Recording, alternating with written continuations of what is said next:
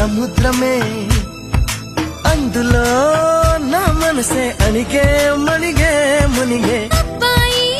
నీ వేగం విమానమే అందుకే నా సొగసే వణికి చలికి బెణికి చిన్న వయసులో పాఠశాలకి పొగరున్న వయసులో వచ్చానే పైటశాలకి 6 ఏళ్లలో చిమ్మ చెక్కకి 16 ఏళ్లలో వచ్చానా చుమ్మ చెక్కకి అట్టు ఒకటోసారి నసపెట్టు రెండోసారి